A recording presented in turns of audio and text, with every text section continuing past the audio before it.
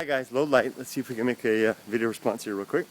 Hi Kurt, this is a follow-up from the Defeated and Looking for Guidance video. In that video, that particular person was trying to break into the world of cuisine after getting their diploma in culinary arts and having a hard time. So I got a follow-up email, and I recommended in the video to just get out there and start canvassing, looking for jobs. Just start off with the dishwasher level, work your way up from there. Hi Kurt, I'm having quite a swell day so far. I took your advice, applied to a local sushi restaurant as a dishwasher. I also walked in and asked if I could talk to the person in charge of hiring. If I can just interject one thing, I would recommend that when you go to the restaurant, don't perhaps apply for a particular, if you're cold calling, don't go in particularly asking for dishwasher. You're basically making yourself available to them if they need somebody. In most cases, they're not going to need anybody. And so it's not that don't take that as rejection. They're not necessarily rejecting you. It's just that you've appeared at a time when they don't need anybody. So come in and basically say you're looking to find work in their restaurant. You'd like to work at this restaurant, and you're available for just about anything, and let it go from there. But if you come in and say I want to be a dishwasher, they may pass up giving you a busboy job. If that's the case, if they think that's what your aspiration is. I'm just going to get real dark here in a moment, guys. Let's get through this reading part before we get into the dark. You asked if you could talk to the person in charge of hiring. Unfortunately, he wasn't in today, but the lovely waitress gave me the hours and days he would be in, so there is hope yet.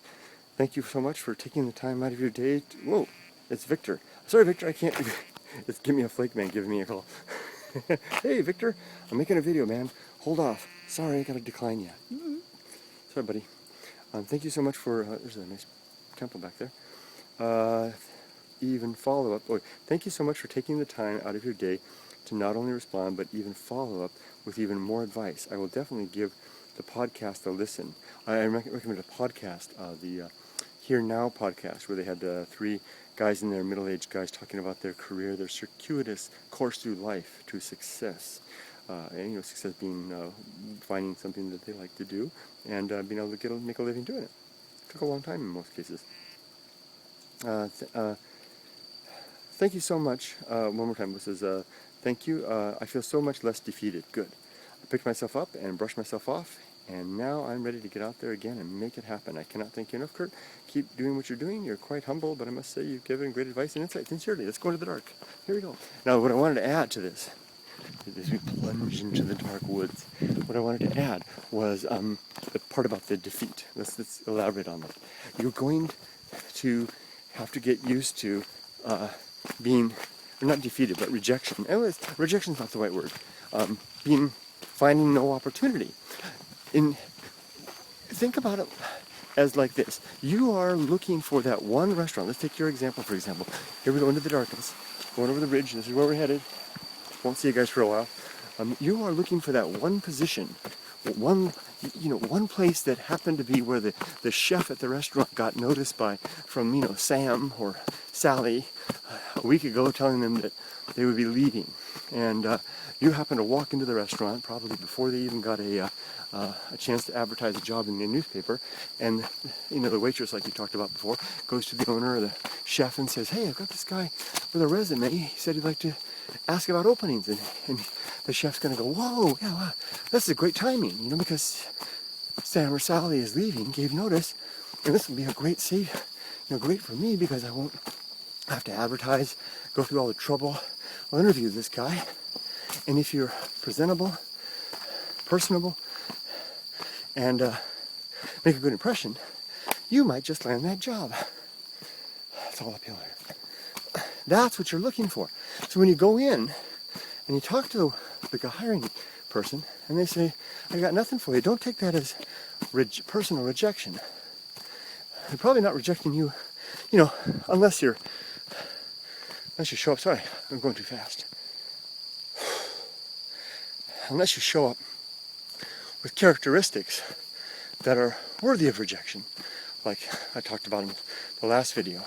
If you don't take care of your person, if you stink, you're unkempt, unshaven perhaps, or poorly shaven, or with, other less than desirable features, barring discrimination outright. In most cases, hopefully, they're not going to discriminate against you on things like race and sex. So make yourself clean, make yourself presentable, get yourself in there, be ready for a lot of them, most of them, to have no position for you. But leave your resume with him. This has happened to me too, where I've left my resume, and these people will take that seriously. If they liked you, they won't just toss it away. That chef or that owner will put it aside for a rainy day. For when 3 months down the road, a year down the road, Sam or Sally does give notice. We're about to emerge back into the light. Sam or Sally does give notice. They'll say, hey, what about that resume that guy left? So give them make sure there's contact information in there. Maybe take a bold highlighter, yellow marker, and highlight it in yellow. Maybe your email address. It's another good thing to do. At a young age, get an email address that you'll stick with for life. Have that email address, or try to the best of your ability, and have that address on there, that email address on there, so they can always get a hold of you, even a couple years down the road. You get the drift, right? You get what I'm trying to say here? So when you start going in, when you print up those resumes and you go out to visit 10 restaurants on a Saturday afternoon, and all 10 of them yield nothing. Don't take that as rejection, take that as reality. The simple fact that you weren't needed at that point. And continue going on. Eventually, the luck of the draw, you will land yourself in the lap of someone who was hoping, or if they weren't hoping at least, they would be grateful that you came along. And that will be your chance. Take the first job you get, first offer you get. That's always been my thought in this situation, because it's more than the work itself.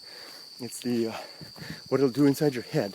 The difference between being unemployed and looking for work and being employed and looking for work is a big difference. Now, what I mean by that is you can take the first job you get, and I don't mean that you should just take it necessarily waiting for something better, but you will always be on the search to advance your career. So you take that job and you give it all that you've got, and you continue working on your, like I said before, your repertoire, your resume, and the like, and be prepared for the next opportunity. Your mental state will be you'll be in a much better mental state if you approach it that way, because you'll be gainfully employed, maybe not too gainfully employed at first as a dishwasher, but you get what I mean, and moving on, and you begin building your career. I hope that helps, my friend. I hope that you're ready to move on to the next step, and let me know how things go, and I'm rooting for you each and every step of the way. Okay, now it's time to go back into another deep, dark forest for a long, circuitous route back home. I wonder if I'll make it back before full night. Probably not. See you later. Well, I'll try to give Victor a call too. Bye-bye. Sorry, Victor. Bye-bye.